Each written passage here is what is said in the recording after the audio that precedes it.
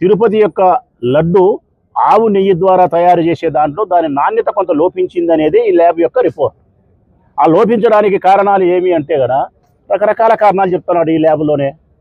ఆవులకు మనం ఇచ్చే ఫీడింగ్ ఏమైతే ఉందో ఆహారము, ఆ ఆహారంలో మార్పు జరిగినప్పుడు, పోషక విలువలు తగ్గినప్పుడు పాలల్లో మార్పు వస్తుంది. ఆ ఆవులకు జబ్బు చేసినప్పుడు, జ్వరం వచ్చినప్పుడు, ఆరోగ్యం బాగలేనప్పుడు పాలల్లో మార్పు జరుగుతుంది. ఇంకా అనేక రకాల కారణాలు. దండిగా నీళ్లు తాగితే పాలల్లో మార్పు జరుగుతుంది. ఇటువంటి అన్ని కారణాలు కలిపి సస్పెక్టెడ్ అని చెప్తున్నాడు దీంట్లో కింద కాలంలో.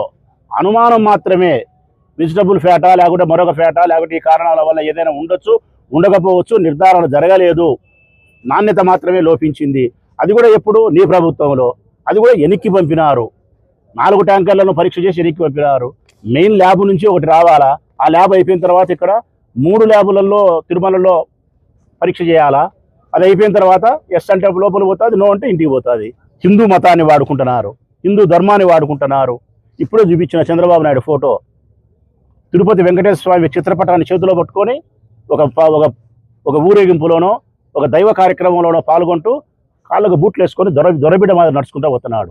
ఈ ప్రపంచంలో ఎవరైనా వెంకటేశ్వర స్వామి పటం చేతిలో పట్టుకొని దైవ దర్శనమో దైవ కార్యక్రమంలో పాల్గొనేటప్పుడు కాళ్ళకు చెప్పులు వేసుకొని బూట్లు వేసుకొని పోయేవాడు, పటం పట్టుకునేవాడు ఈ భారతదేశంలో చంద్రబాబు నాయుడు తప్ప ఎవరు ఉండరు.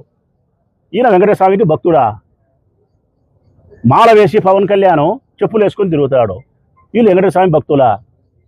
జగన్మోహన్ రెడ్డి క్రిస్టియనా హిందువా అంటారు. పవన్ కళ్యాణ్ భార్య ఎవరు? పవన్ కళ్యాణ్ పిల్లలు ఎవరు?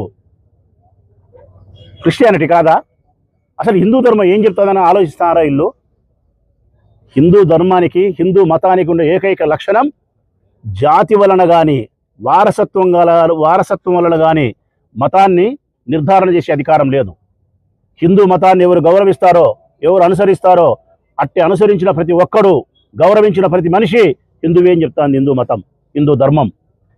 చంద్రబాబు నాయుడు ఎప్పుడైనా ఒక్కటే నేను చంద్రబాబు నాయుడు గారికి ప్రజలు చెప్పేది, తన పదవుల కోసం, తన రాజకీయాల కోసం దేనినైనా అపపవిత్రం చేస్తాడు, దేనినైనా అపపవిత్రంగా ప్రచారం చేస్తాడు. దేనినైనా నీ ఇష్టమైనంగా, తిరుపతి లడ్డే కాదు, ఏ విషయంలో కూడా ఈ పవిత్రత భంగం కలిగింది అని చెప్తాడు. తిరుపతి లడ్డు పవిత్రత భంగం కలిగింది అని చెప్తాడు.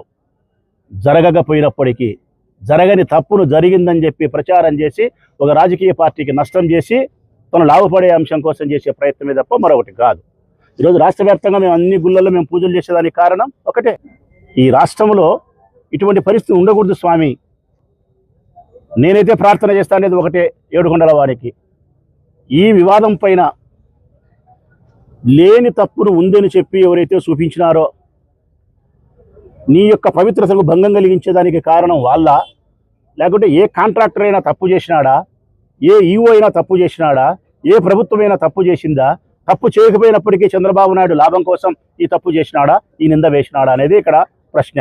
ఏ రాజకీయాల కోసం, ఏ అధికారం కోసం అయితే చంద్రబాబు నాయుడు తప్పు చేసి ఉంటే ఆ ఏడుకొండల వాడు ఉండాడు అనే సత్యాన్ని ప్రజలకు తెలిసేదానికోసం, ధర్మాన్ని పరిరక్షిస్తాడు ఆ భగవంతుడు అనే దానికోసం ఆ స్వామి మహిమను ప్రదర్శించాలా.